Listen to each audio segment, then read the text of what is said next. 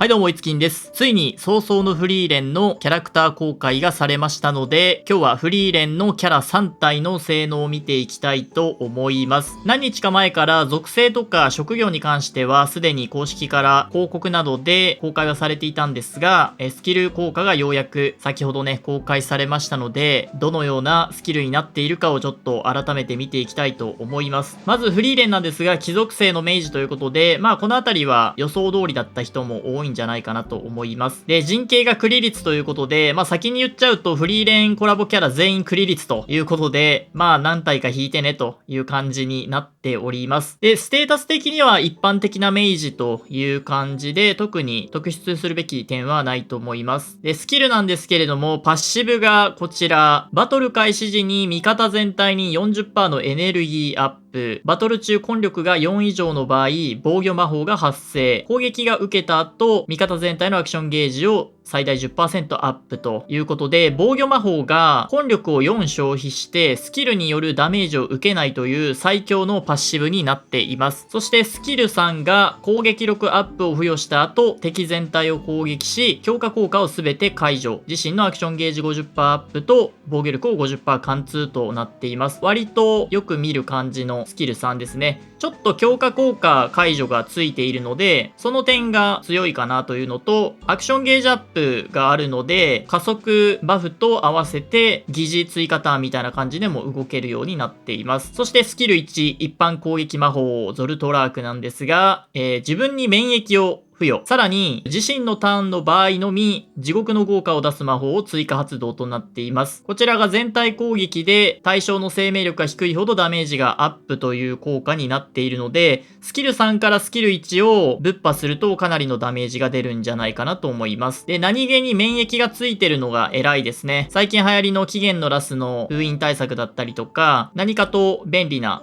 ところがあります。デバフとかにもちょっとだけ強いですね。免疫を付与することで、常に免疫を解除してくるデバッファーってあんまりいないので、そのあたり守れるんじゃないかなと思います。で、スキル見ていくんですけれども、まずはやはりパッシブですね。ダメージを受けないということで、根力がある限りは、フリーレンを倒すことができないということで、今までになかった継続戦闘能力の非常に高い明治になってきます。今までの明治は、回避だったりとか、ダメージダウンだったりとかっていうのが多かったんですが、フリーレンに関しては物理的にダメージが通らないということで、今までで一番硬いイメージになるんじゃないかなと思います。ただし、この防御魔法というのはおそらくスキルダメージ無効と同じで、ダメージ自体は無効化するんですが、追加ダメージはおそらく通るので、生命力が低い都合上、追加ダメージによる攻撃でダウンしてしまう可能性が高いです。このあたりはバランス調整で増えるメイドクロエといった追加ダメージダウンの英雄が相性良くなるかなと思います。あと、ステータスに関してもちょっと難しくて、耐久力はあるというスキルにはなっているんですが、破滅セットを使った火力中速、スピード200ぐらいとかのよくある火力ビルドにするか、早めにするか。ただ、早めにしたところでそこまで利点がなかったりもするので、ちょっとビルドをどうするかっていうのは人によってかなり変わってくると思います。ただ逆に言うと自由度が高くて、フリーレンはデバフに少し弱いです。免疫があるとはいえ、最初デバフを入れられたりすると動けなくなってしまうので、そういった面から抵抗を上げるフリーレンなんかも人によっては出てくるんじゃないかなと思うので、このあたりは自分の好きなビルドを組んで戦うことができそうです。そしてもう一つの利点が、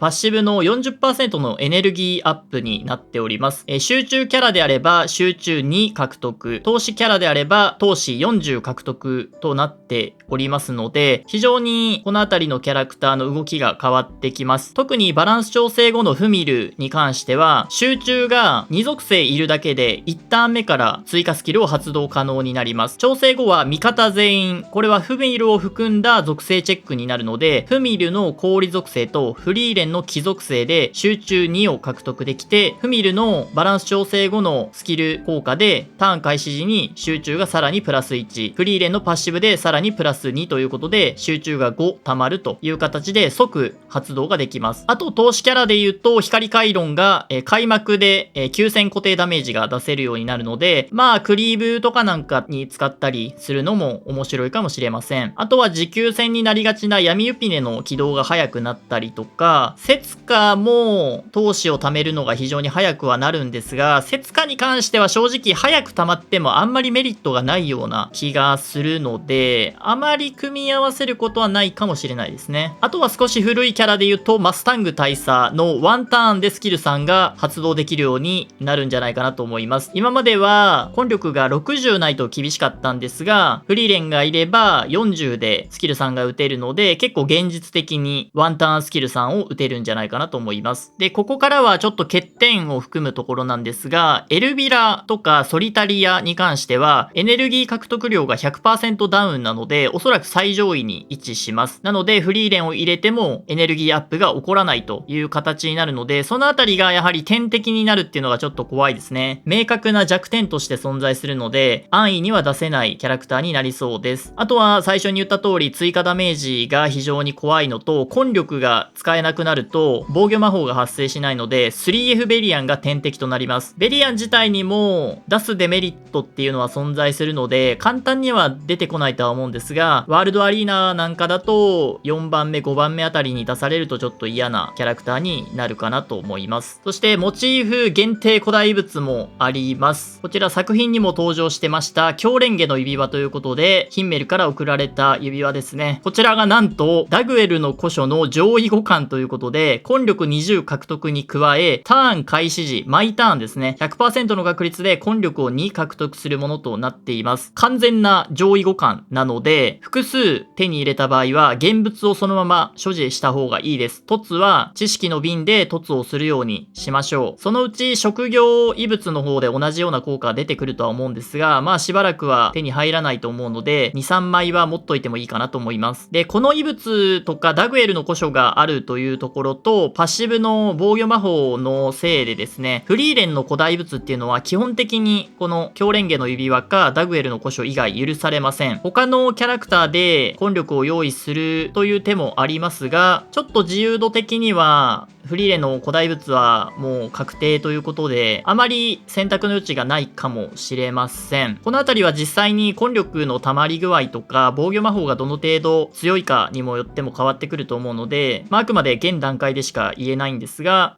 大体根力異物になるのかなと思います。続きましてフェルンになりますが、氷属性の明示ということで、やはりこちらも明示でした。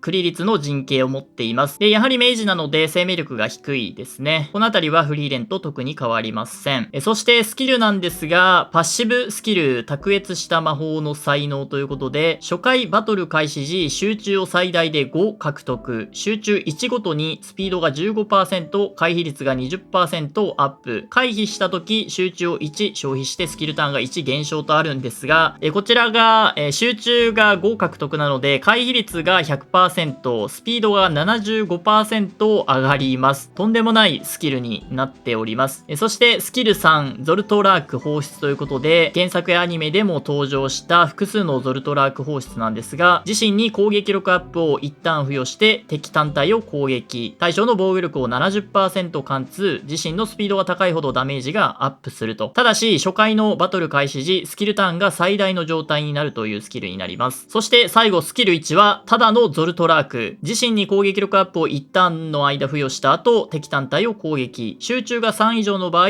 スキルターンが1減少、自身のスピードが高いほどダメージがアップ、根力解放10で敵全体を攻撃、さらにこのスキルでは連携攻撃が発生せず反撃もされませんというスキルなんですが、まずはパッシブから見ていきましょう。スピードが 75% 上がるということと、回避率が 100% アップするというところがやはり大きな効果だと思われます。で、回避で言うと最近だとセツカだったりとかいろんな回避英雄がまた日の目を浴びてきているんですが、新セットである欧州セットの反撃によってスキル1が集中獲得になっているので、反撃することで無限に集中5を保てる状態となります。なので集中自体をなくすとかしないとフェルンは回避し続けるという形になります。そしてスピード 75% アップに関してなんですが、こちらはですね、スピードがアップするんですがが、そのアップしたスピードの値でバトル開始時のアクションゲージっていうのが決定されるのかどうかっていうところが鍵になってきます。海外の情報などを見たんですが、海外のプレイヤーはスピードがアップした状態でアクションゲージが決まるだろうという派閥が多かったです。つまりその場合、フェルンのステータス上スピード200にしておけば、バトル開始時スピード350としてアクションゲージが決定されます。最速英雄であるジオすらも軽く抑えられる最速の英雄になるということになります。これが実現したらとんでもないことですね。まあ現実的にスピードを200から230ぐらいまでは火力を保ったまま伸ばせるので、そうなるとスピードが350とか370とかの世界になってきます。これだけでフェルンというキャラクターはエピック7上で最強のキャラクターと言ってもいいと思います。で、それと合わせて、確認したいのがスキル3とスキル1、スピードスケールのスキルになっています。僕は過去の動画でスピードスケールは散々弱いと言ってきたんですが、このフェルンに関してはこのスピードスケールがめちゃくちゃ強くなっています。なぜかというと、スピードスケールの弱点はステータスでスピードに振ることで火力ステータスが下がるところにあったんですが、フェルンはパッシブでスピードが大幅に上がるので、ステータス上の火力を下げる必要がないので、パッシブと噛み合ってすごいダメージが出ます。防御力の高いアルンカにすら5000以上のダメージを与えていたので、スキル3を打つととんでもないダメージが出るんじゃないかなと思います。これがフェルンの強いところの2つ目でもありますね。最速の英雄であることと、そのスピードを活かしたスケール攻撃に加えて火力ステータスも十分に上げることができる。もはや最強と言ってもいいと思います。ただし、スキル3が少し長いですね。スキルターンが5ターンということで、いきなり使うことはできないので、やはり反撃などでスキル1を打って、スキルターンをガンガン下げていって、打つっていう形に持っていきたいので、まあ現実的には応酬セットだったりとか反撃セットになってくるんじゃないかなと思います。ただその場合でもスピード350を超えることができるので、まあかなり異常な英雄だと思います。そして明確な弱点としてソリタリア、エルビラに弱いというところですね。ソリタリアとかエルビラがいると初回の集中が獲得できずにスピードが上がりませんので、最速英雄としての使用ができなくなりますし、回避率も上がらなくなります。そしてやはりフリーレンと同じく生命力が低いので 3F ベリアンが天敵になります。このあたりもやはり闇セシとかメイドクロエが一緒に組むには最適かなというところですね。そして古代物なんですが、こちら攻撃力が 20% アップ、攻撃後攻撃力の 50% 分のシールドを2ターンの間付与する。1ターンに1回までということで、スピードが速いので、ほぼ毎ターン攻撃を受けた後に貼ることができるので、耐久力も非常に高いとは思います。で、もしかしたらこのシールドがあれば、3F ベリアンとかの攻撃もある程度は防げるかもしれません。なので、一概に弱いとも言い切れないですね。一つの手だとは思うんですが、まあ 3F ベリアンで倒しきれるかはちょっと未知数というところですね。で、古代物に関しては、明治のドラゴンナックルがありまして、クリティカルが出なかった時に反撃するという異物なんですけど、回避英雄と相性がいいんですが、正直ドラゴンナックルもありなんですけど、そうなるとさっき言った通り追加ダメージにめちゃくちゃ弱くなるので、いろいろ考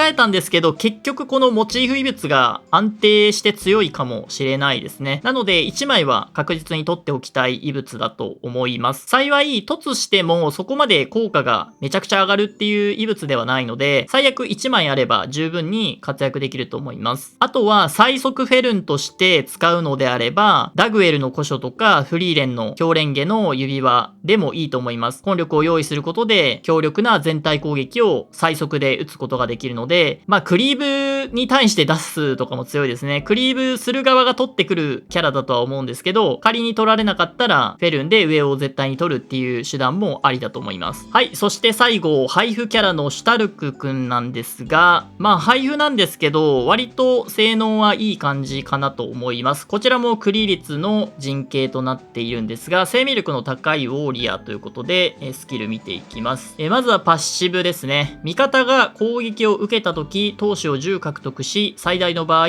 攻撃者に戦士の一撃を発動。戦士の一撃は闘志を100消費して敵単体を攻撃し、自身のアクションゲージを 50% アップさせた後、先天撃のスキルターンを0にするとなってます。そしてスキル3が先天撃。敵単体を攻撃し、対象度防御力を 50% 貫通。自身の最大生命力が高いほどダメージがアップし、さらに最大3回までダメージが累積するという形になっております。そして最後、スキル1ですが、敵単体を攻撃し、100% の確率で挑発を一旦の間付与ということで、まあ結構面白そうなスキル構成をしていて、ちょっと見てみたんですけど、非属性で生命スケールで単体に防御無視のキャラクターってあんまりいなくて、まあ攻撃力で貫通だったり、防御力で貫通はいるんですけど、生命力で考えると割と珍しめのキャラクターになります。というよりも、まあいろんな属性で見てもこういう単純なキャラクターって意外といなくて重宝する場面出てくるかもしれません。で、パッシブの